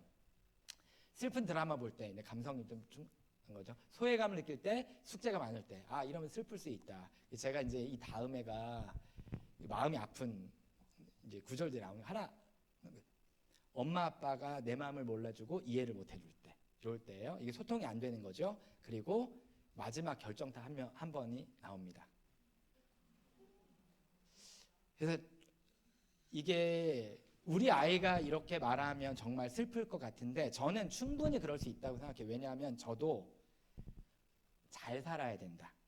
그리고 착하게 살아야 된다. 성실하게 살아야 돼. 다른 사람에게 도움을 줘야 돼. 이 얘기를 저도 끊임없이 우리 아이들에게 하거든요. 바람직한 삶을 살도록 끊임없이 이야기하는데 다 아시잖아요. 잘 안 되잖아요. 저는 중학교 다닐 때 우리 첫째 딸이 약간 살짝 그런 길 보일 때 제가 너무 깜짝 놀랐거든요. 본인이 아빠가 원하는 대로 못 사는 걸 알아요. 그걸 느낄 때가 있거든요.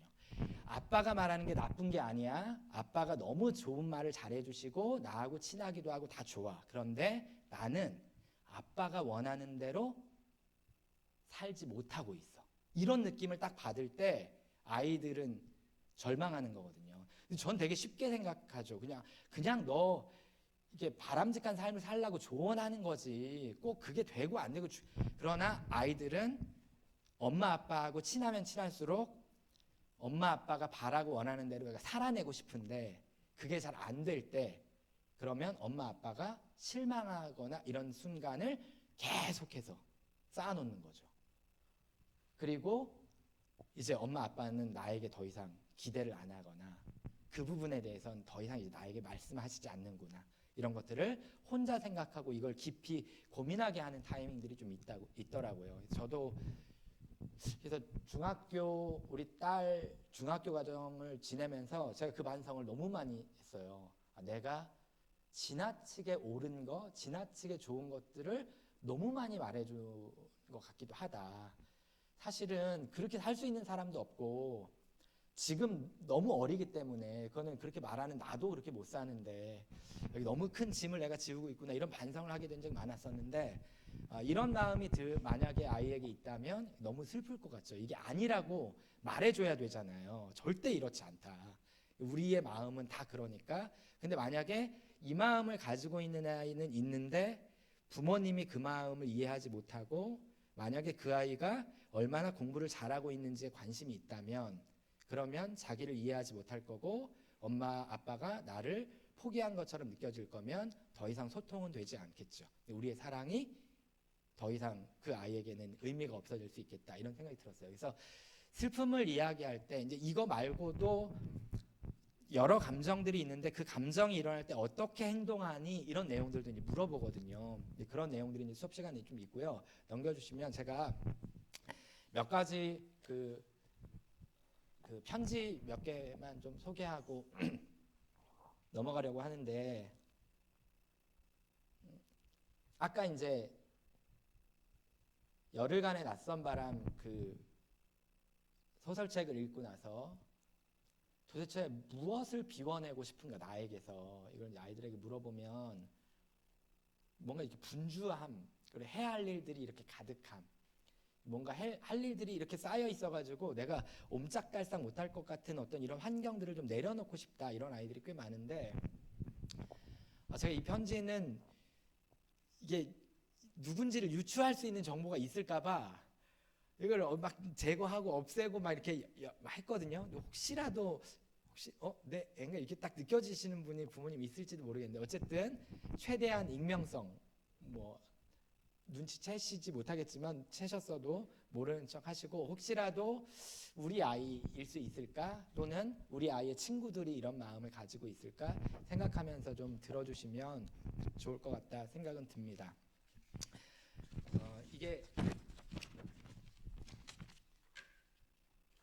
소명 시간에 이제 우리는 특별한 존재고, 예수님께서는 있는 그대로 우리의 모습을 사랑하신다는 걸 강조하고, 그리고 자기 자신에 대해서 자기 자신에게 편지를 써봐라, 이제 이런 수업을 진행하는 건데요. 한 친구가 이렇게 썼어요. 요즘에 좀 후련하지? 3월 초에는 매일 올 때마다 울었는데 요즘은 그래도 나아졌구나. 최근 소명 시간에 내가 엄청 소중하고 하나밖에 없는 사람이라는 것을 알았는데, 이 수업으로 더 멘탈이 강화된 것 같고 나에게 필요했던 수업이라고 생각하고 있었던 것 같아. 앞으로 쭉 이렇게 학교 생활하고 더 나아져가는 나의 모습을 기대할게.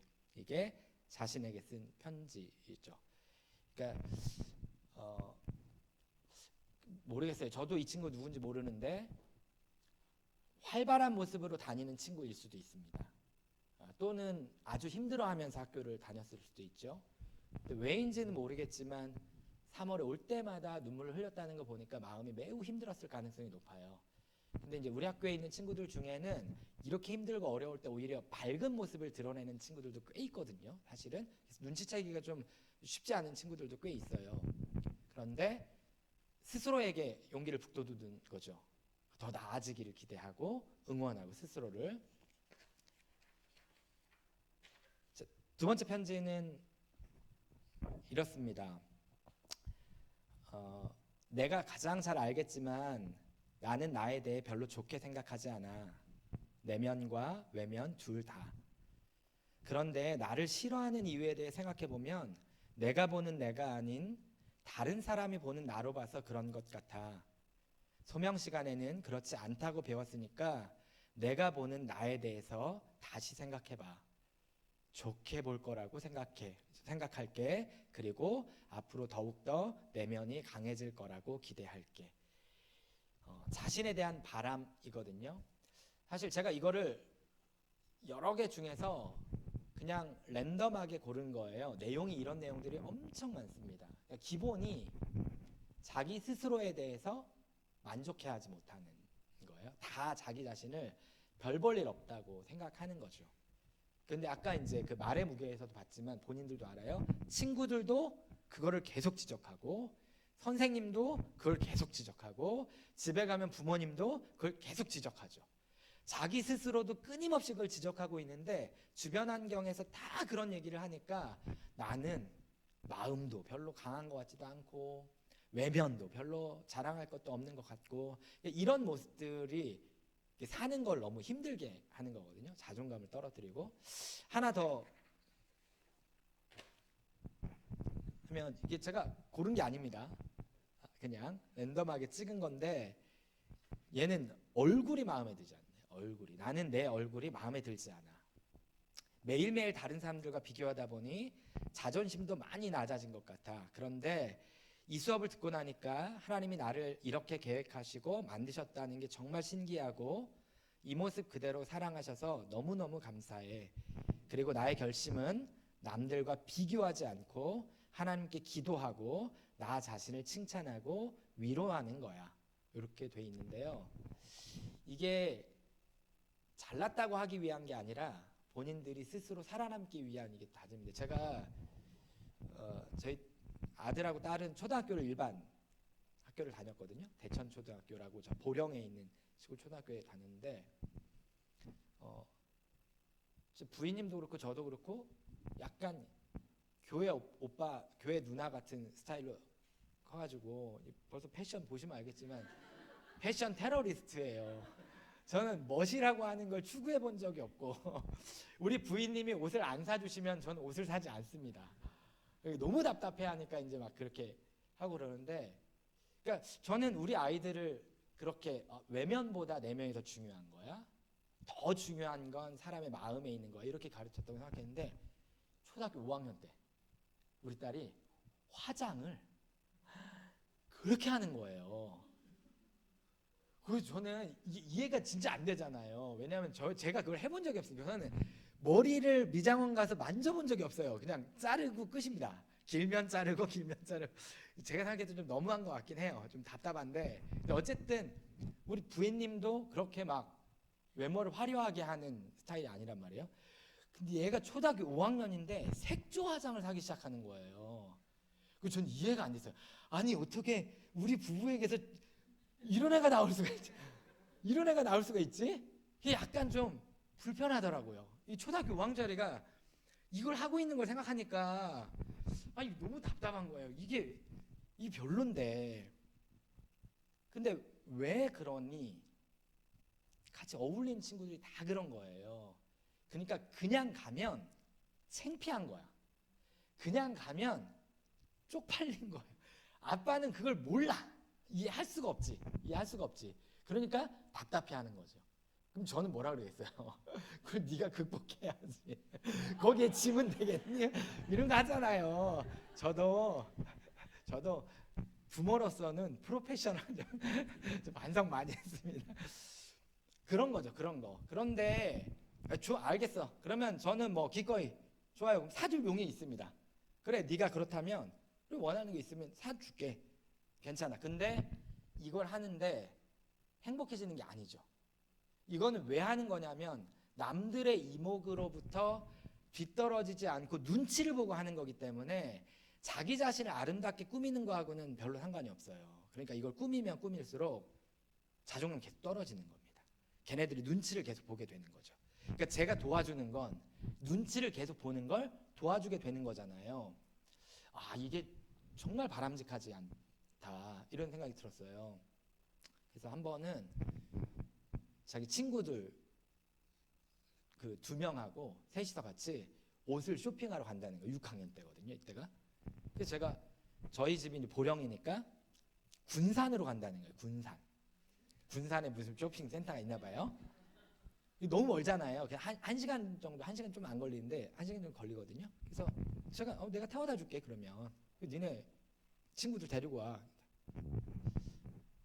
태워다 주고 이제 애들 뭐 사 먹고 뭐 쇼핑하고 이런 동안 이제 저희는 기다렸다가 이제 애들 태우고 이제 돌아왔죠. 돌아오는데 마음이 진짜 불편한 거예요. 애들이 이제 셋이서 계속 얘기를 하는데 말이 너무 센데 자기들 얘기가 아니야. 다 그 딴의 얘기를 하는데 너무 세게 얘기하는 거예요. 그러니까 제가 마음이 너무 불편했어요. 그러고 있다가 우리 딸이 6학년 때 갑자기 1학기가 지났는데 자기가 상담 선생님을 만나고 싶다는 거예요. 그래서 자기가 얘기했어요. 그래가지고 위기의 상황을 좀 거치고 이렇게 했습니다. 봤더니 그 친구들이 너무 센데 얘네들하고 친하게 지내고 싶긴 하고, 근데 여기서 떨어져 나오면 그거 아시죠? 이게 세력권에서 떨어지면 얘가 이제 어떻게 될지 모르거든요. 이게 불안감이 있는 거예요.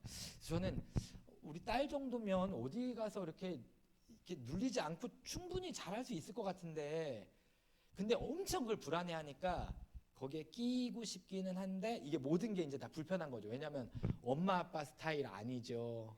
엄마 아빠 바라고 원하는 거 아닌데 본인은 그런 데 있고 거기에서 눌려가지고 계속 쫓아가고 있고, 그러니까 이게 이제 막 너무 힘들어진 거예요. 결국은 한 달 정도 학교를 쉬고요. 너 너무 힘들면 안 다녀도 괜찮아.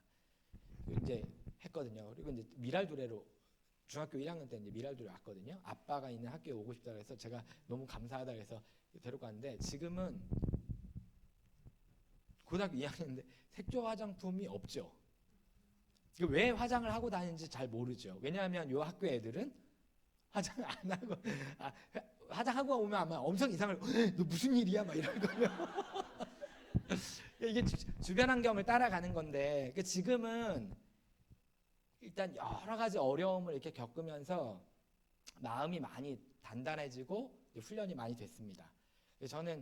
저도 이런 과정을 겪으면서 이게 부모의 역할이 정말 쉽지 않다.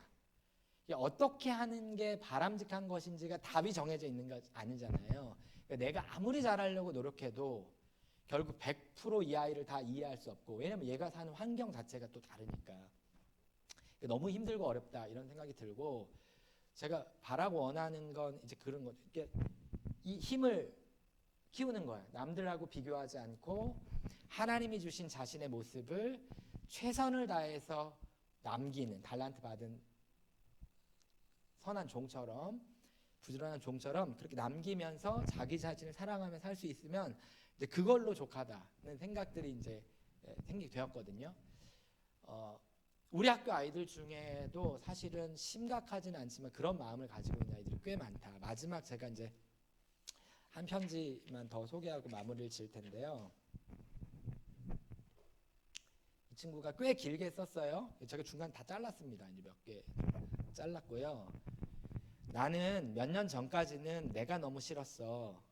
다른 친구들을 보면 각자 잘하는 게 있었으니까. 어떤 친구들은 그림을 잘 그리는데 내 실력은 형편없고, 다른 친구들은 친구들에 둘러싸여 즐거워 보이는데 나는 전혀 그렇지 않았으니까. 일부러 밝고 긍정적인 척 했지만 나는 내 마음을 숨기고 있었어. 불리한 상황 속에서 아무 말도 못하고 소심하게 구석에 웅크리고 있는 내 모습이 너무 한심했어. 지금은 훌훌 털어버릴 수 있을 만큼, 내 마음에 구멍을 메꿀 만큼 강하다고 생각했는데 아직까지도 없어지지 않았더라. 너는 앞으로 잘할 거고 항상 잘하고 있다고 믿어. 너에게 예측하지 못했던 일이 발생해도 너는 너 자신을 믿고 열심히 살아내봐. 내가 옆에서 응원할게. 요 가운데 일정한 경험에 대한 이야기를 이 친구가 이제 좀 써놓은 거거든요. 관계 문제에서 오는 어려움, 옆에 있는 친구들하고 비교하면서 느껴지는 어려움이 생각보다, 편지 제가 몇 개 찾아왔는데 내용이 크게 다르지 않잖아요. 그러니까 아이들이 자기 자신을 생각할 때 기본적으로 들어가는 딱 생각이, 난 내 자신이 마음에 들지 않는데. 그리고 거기 확장되면 부모님도 이런 나를 마음에 들어 하시지 않겠지. 친구들도 이런 나를 엄청 좋아해 주지는 않을 거야.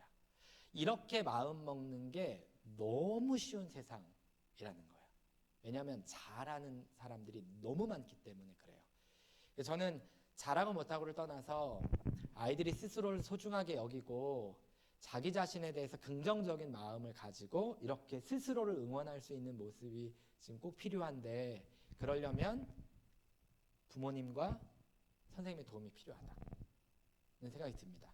그러니까 아이들이 이렇게 힘들어할 때 뭐 하고 있냐고 비난하는 게 아니라 다시 일어날 수 있도록 어떻게 하면 응원해 줄 수 있을까, 어떻게 하면 이 아이의 마음을 이해할 수 있을까 생각하는 게 우리에게 필요한 모습, 마음이라는 생각이 들었어요. 넘겨주세요.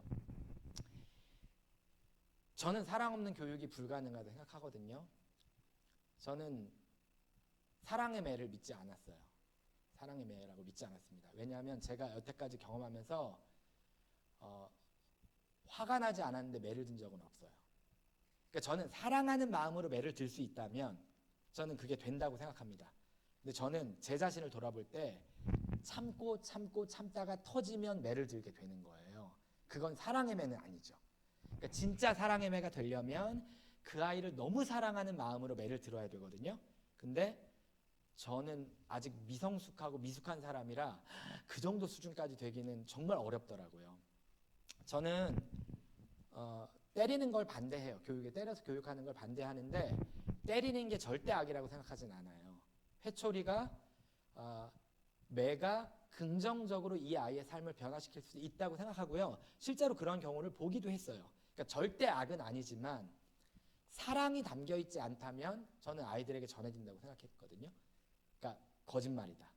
나를 위해서 한다고 하지만 느껴지지 않으면 아이들이 안다고 생각했어요. 그래서 저는 진짜 사랑하는 마음으로 이 아이에게 조언해주고, 진짜 사랑하는 마음으로 가르치고, 진짜 사랑하는 마음으로 매를 들면 이 아이에게 어떤 방식이든 교육이 될 수 있다고 생각이 들었습니다. 그래서 사랑이 없이 진짜 교육이 가능할까? 저는 불가능하다고 생각하고 그렇게 믿고 싶었고요. 그런데 이해가 되지 않으면 사랑할 수 있을까 하는 생각이 들었어요. 아이들에게도 이제 그런 말을 많이 하는데, 이 세상에서 나를 진짜 가장 많이 사랑하는 것은 하나님이 될 수밖에 없는데, 저는 그것은 하나님이 나 자신보다도 나를 더 잘 알고 있기 때문이다. 그러니까 온 세상을 뒤져도 나 자신에 대해서 내가 모르는 나의 모습까지도 모든 걸 다 이해하고 계신 존재가 있는데 그분이 하나님. 그 모든 걸 알고 있는 그분은 그래서 나를 전적으로 사랑하실 수 있는 거다. 그러니까 이해되지 않으면 사랑할 수 없다고 저는 생각하고 그것이 하나님께서 우리를 향한 절대적인 사랑의 기반에 있다는 생각이 들었어요. 어떻게 하면 아이들을 잘 이해할 수 있을까요? 숙제를 안 해오는 아이도 있고 지각하는 아이들도 있고 늘 이것 때문에 고민입니다. 어떻게 하면 이 아이들을 바람직하게 만들까? 근데 그것보다 더 중요한 이면에는 이 아이가 왜 그렇게 하는지를 들어줄 수 있는 마음, 여유, 그리고 응원해 줄 수 있는 어른들이 지금 아이들에게는 조금 더 필요한 상태가 아닌가, 시대가 아닌가 이런 생각이 좀 들었고요. 집에 돌아가셔서 아이들을 볼 때 우리 아이의 이 밝은 면 가운데 힘들어하고 어려우면 어떤 것이 있는지, 그걸 나는 어떻게 들어줄 수 있는지, 지금 아까 말씀드렸지만 가장 낮은 X가 나의 말을 잘 귀 기울여 들어준다는 거였잖아요. 우리가 그 모습을 아이들에게 좀 더 잘 보여준다면 우리 아이들이 조금 더 잘 성장하고 또 온전한 교육 안에서 다른 사람까지도 사랑할 수 있는 그런 미랄들로 성장할 수 있을 거라는 생각이 좀 들었습니다. 넘겨주시면 이 시간에 우리 마지막으로 아이들을 위해서 함께 좀 기도하고 마무리하려고 하는데요. 하나님께서 우리에게 선물로 주셨습니다. 저는 그렇다고 생각해요. 그리고 가끔 컴퓨터 이렇게 뒤지면서 14년 전 우리 아이들이 4살, 3살 요때 둘이 같이 물놀이 하던 장면이라는 것들을 보고 유치원에 가서 찬양을 배워갖고 와가지고 입 모양을 꼬깃꼬깃하면서 그 찬양을 부르던 그 모습들을 생각합니다. 그래서 우리 부인님은 우리 아들은 지금은 묵뚝뚝하고 집 들어가면은 안 나오지만 이미 3살 때까지 할 수 있는 효도는 다 했다. 이렇게 생각한대요. 그때를 생각하면 이미 효도 다 했다. 그때 너무 마음이 즐겁고 기뻤으니까 우리에게 선물로 주셨는데 이제 자라가면서 자기만의 세상을 만들어가고 어른이 되어가고 있는 과정에 있는데 우리 마음에 들지 않는다고 불편해했던 건 아닌가. 선물로 주신 자녀를 온전히 이해할 수 있도록, 그래서 그 아이를 하나님의 사랑까지는 못하겠지만 그에 준하는 누구보다도 사랑하는 그런 부모와 교사가 될 수 있도록 함께 기도해 주셨으면 좋겠고요. 두 번째는 이해하기 위해선 그 아이의 말을 들어야 됩니다. 내 말을 더 많이 전달하는 게 아니라 어떻게든 그 아이의 말을 많이 들어서 대화를 통해서 자녀를 이해할 수 있도록, 그리고 그 시간이 우리 마음 가운데 그 어린 시절 우리에게 주었던 기쁨처럼 그 아이들로 하여금 기쁨과 즐거움을 누리는 그런 관계가 될 수 있습니다. 그것이 우리가 가족을 또 부모와 자식 간의 관계가 회복되는 거라는 것을 깨닫게 됩니다. 그 관계를 우리가 가져갈 수 있도록 기도했으면 좋겠고요. 마지막으로 우리가 다 할 수 없습니다. 우리가 다 이해할 수도 없고요. 아이들이 우리에게 때로는 그 마음을 감출 때도 있을 거예요. 미안함 때문에 또는 부끄러움 때문에 또는 서운함과 약간의 원망 때문에 아이들이 숨길 수도 있어요.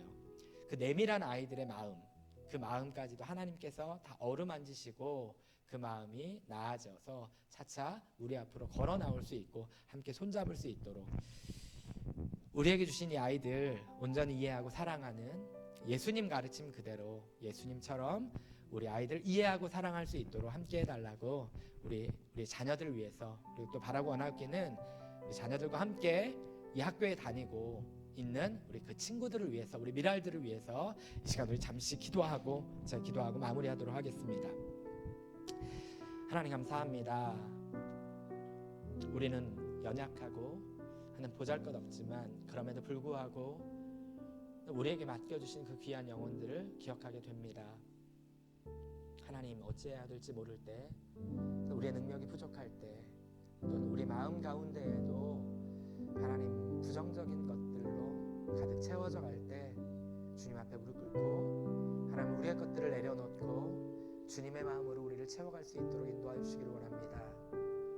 그리하여 참으로 아이들을 이해하고 하나님 이해하는 마음으로 그 아이들을 사랑하고 하나님 그 아이들의 마음 가운데 있는 고민과 어려움들을 우리가 능히 들어줄 수 있는 하나님 그런 어른이 될 수 있도록 도와주시옵소서. 그런 부모가 될 수 있도록 주님 인도하여 주시옵소서. 그런 교사가 될 수 있도록 주님 인도하여 주시옵소서. 어려운 세상을 살아갈 때에 힘과 용기가 되는 그런 어른으로 하나님 우리가 굳건히 이 자리를 지키고 설 수 있도록 주님 우리를 인도하여 주시기를 원합니다.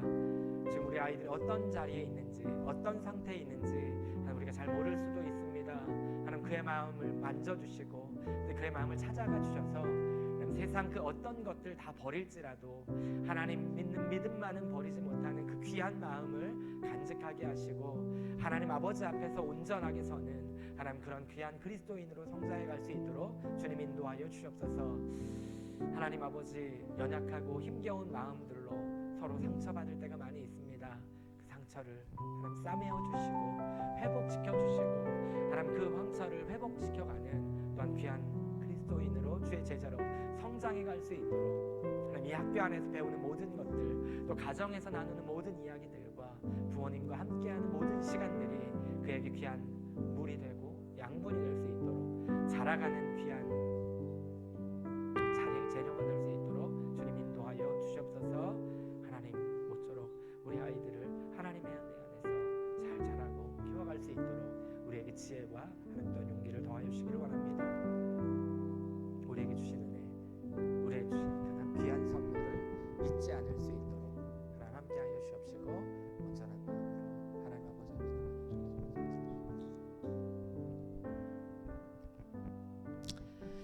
하나님 감사합니다. 이 자리에서 우리가 함께 아이들의 마음을 읽고 아이들의 생각을 듣고 아이들의 이야기를 나누었습니다. 그 아이들의 마음 가운데 어떤 어려움이 있는지 우리가 다 알지 못하지만 그러나 하나님께서 아시오니 믿는 마음으로 기도하는 이 시간 가운데 주님 우리를 위로하여 주시옵시고 또 아이들을 격려하여 주시고 이런 우리들의 마음이 모여서 온전하게 기쁨과 즐거움이 평안함이 회복되는 귀한 공동체, 귀한 가정이 되어갈 수 있도록 주님 인도하여 주시기를 원합니다. 어찌 해야 할지 모를 때가 많이 있습니다. 우리에게 지혜가 부족할 때가 많이 있습니다. 하나님 부부간에 합심하여 협력하게 하시고 아이들의 이야기를 들으면서 하나님 기쁨을 회복하는 귀한 가정으로 우리를 다시 한번 세워주시옵시고 세상에 무너져가는 가정 가운데 아이들의 마음이 무너져가는 가운데 하나님 그들의 마음을 위로하고 또한 그들에게 하나님의 사랑을 전할 수 있는 귀한 그리스도의 제자들을 길러내고 또 키워갈 수 있는 그런 가정과 학교가 될 수 있도록 또한 복의 복을 더하여 주시옵소서. 이 밤 늦은 시간까지 우리 함께 모여서 이야기를 나누고 하나님의 지혜를 구하였습니다. 우리 공동체 안에도 주님 함께하여 주셔서 모일 때마다 우리 서로의 마음이 조금씩 나눠질 수 있도록 도와주시고 더 하나가 되어가는 귀한 공동체로 모이기를 패하는 세상 가운데에 진정 모이는 기쁨을 전하는 그런 귀한 공동체로 또 우리 미랄둘의 공동체가 더욱더 세워져 갈 수 있도록 주님 또한 함께하여 주시기를 원합니다. 가정과 가정의 모든 일들과 하나님 돌아가는 발걸음과 자녀들의 마음 가운데 하나님의 평안과 하나님의 위로가 가득하기를 원하오며 이 시간에도 늘 우리와 함께 하시는 예수 그리스도의 이름으로 기도하였습니다. 아멘. 네, 감사합니다. 기회가 되면 선생님들이 하는 이런 수업이나 나눈 이야기들이 좀 많이 전달될 수 있으면 좋겠다 생각 드는데 저희 선생님들도 말씀드렸듯이 한 가정의 또 부모이기도 하고요. 또 워낙에 많은 일들 또 좋은 것들을 저희가 하려고 노력하다 보니까 시간적으로도 되게 좀 부족하기도 하고 그래서 여러 가지 선생님들도 아쉬운 점도 있고 그렇습니다. 이런 것들을 협력해서 잘 해결해 나갈 수 있는 또 2024년 될 수 있었으면 좋겠고요. 적극적으로 참여해 주시고 또 같이 얘기 나눠 주시고 이럴 수 있는 한 해 되었으면 좋겠습니다. 네, 감사합니다.